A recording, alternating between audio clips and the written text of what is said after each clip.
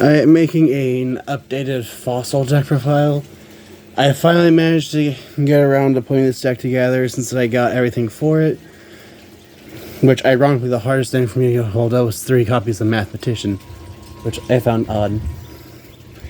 But anyway, this deck is really fun to play, and I don't think it'd be very good in like a local or something like that. Or it might be decent at locals, but I don't think it'd be very good at something like regional or bigger.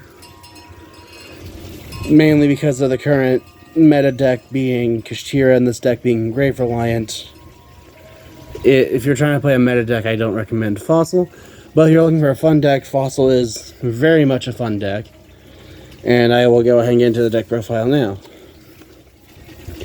I will say, though, I haven't played very many games, so I will probably have to read a couple of the cards. We'll start out with the monsters. I play 3 copies of Flintcragger. Flintcragger has the effect of, if it's special summoned, you can discard a card to then be able to send a Fossil Fusion monster from your extract to the graveyard.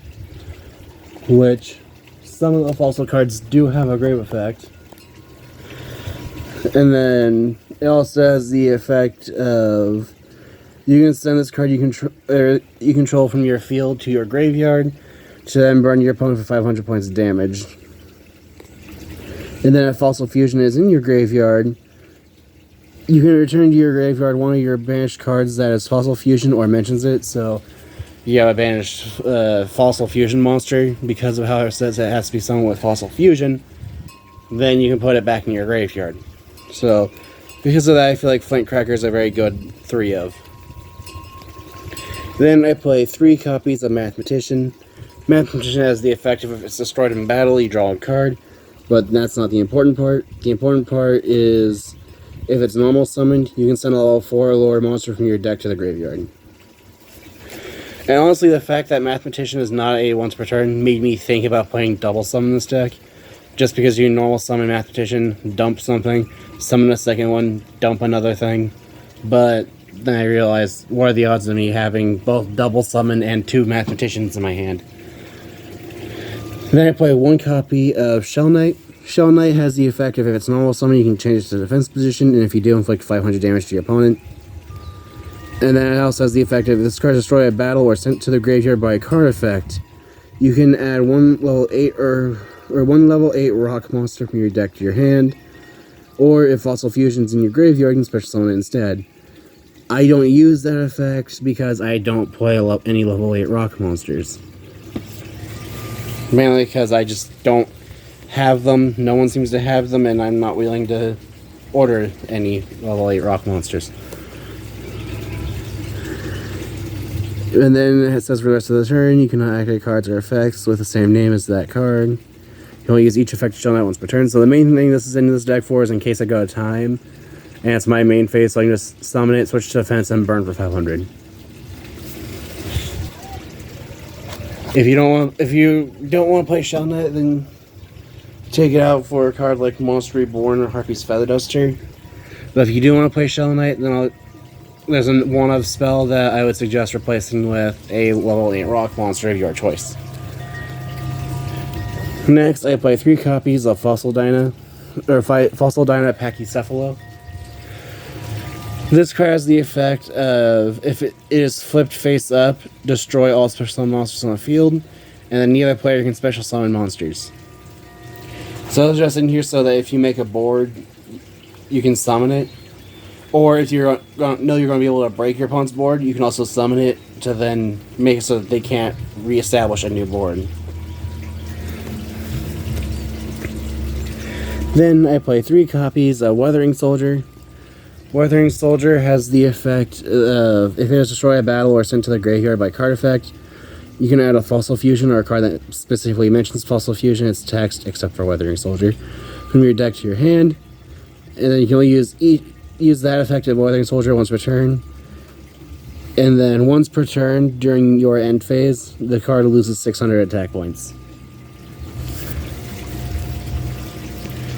Then for supporting monsters, I play 2 copies of Lava Golem. Your normal summon isn't that important, or at least I haven't determined it to be.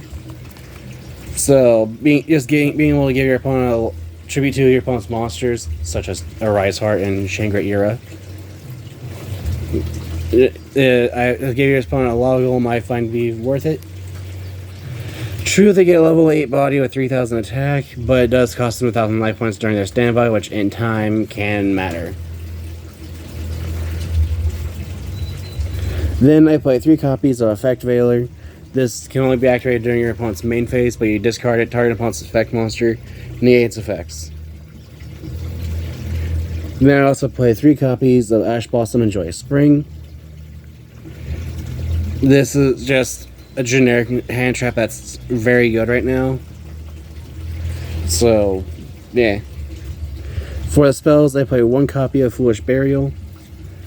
This is just because you can send a rock to grave. The main thing you want in your graveyard is rocks, so being able to play Foolish Burial I find is very good. Just by the fact that I am basically playing 7 copies of Foolish Burial. Then I also play 1 copy of Called by the Grave. This is just to stop opponent's hand traps from when you're trying to make your plays. Then I play 3 copies of Forbidden Chalice. This targets a monster on the field. Makes so that it gains 400 attack points, but its effects are negated. It's just another kind of interruption so that if you draw for a turn, your opponent has a Shangri-Ira or a Rise Heart on field. You can activate this, negate the effects, but it gets 400 additional attack points. Then I play 3 copies of Fossil Fusion. Fossil Fusion is the main reason that this deck works, and it's also the main reason why Kashtira has a natural good matchup against this deck. As it lets you fusion summon a Fossil Fusion monster from your extra deck by banishing materials mentioned on it from any graveyard, which means yours or your opponent's. But if you don't have any rocks in your grave, or your opponent doesn't have any rocks in their grave, then you're kind of in having an issue. I just now thought of it. Don't know why I didn't think about it sooner. But another thing you could do is, instead of playing Lava Golem, you could also play what's it called? Nibiru the Primal Being. Because it is a rock monster, so being able to just summon it after your opponent summons their Rise Heart is a good thing, so there's that too. Then Fossil Fusion has the effect that neither player can... If a monster is banished from both graveyards, then neither player can target the special summon monster with monster effects. And then if a face-up Fossil Fusion monster controls destroy a battle or card effect, while its card's in your graveyard, you can add this card back from your graveyard back to your hand. You can only use each effect of Fossil Fusion once per turn. And then I play 2 copies of Specimen Inspection. Specimen Inspection lets you reveal a Fossil Fusion that's in your hand to then send a monster from your hand to the graveyard, and then you declare a type and level, and then your opponent must send a card of the declared type and level from their deck to the grave if they have a viable option, or a viable target. And they can only activate 1 Specimen Inspection per turn. One of the things I like to do with this is, against Kashtira, I would say level 7 Psychic, because then I'm guaranteed to banish something that they'll be able to recycle. True, but also the fact that it lets me get 1 or 2 monsters that can end the game that turn. Then I play 3 copies of Time Stream. Time Stream lets you target a Fossil Fusion monster you control, tribute it, and if you do, especially summon a Fossil Fusion monster from your extra deck that's 2 levels higher than that monster. And the summon is treated as a fusion summon by Fossil Fusion. And then during your main phase, other than the turn this card was sent to the graveyard, you can banish this card to add a Fossil Fusion monster from your graveyard to then target a Fossil Fusion monster that's in your graveyard and special summon it. So if you have this and another Fossil Fusion, you can banish both to resurrect something like Fossil Warrior Skull King. Just being an example. Then I play 3 copies of Miracle Rupture. This lets you send a level 4 lower rock monster from your deck to the graveyard. Then if Fossil Fusion's in your graveyard, you can draw a card. You can only activate 1 Miracle Rupture per turn. And then to round out the main deck, I also play 3 copies of Infinite Impermanence. This just lets you target 1 monster on the field, 1 effect monster your opponent controls, negates effects. And if it was set on the field when activated, then it negates all spells and traps in its column for that turn. And if you control no cards, you can activate it from your hand. And that is it for the main deck. Now moving on to the extra deck. For the monsters, I play one copy of Fossil Machine Skullbuggy. Skullbuggy has the effect of, if this card destroys an opponent's monster in a battle, you can inflict 600 damage to your opponent. And then you can banish this card from your graveyard to add one monster from your deck to your hand that mentions Fossil Fusion. And you can only use that effect of Skullbuggy once per turn.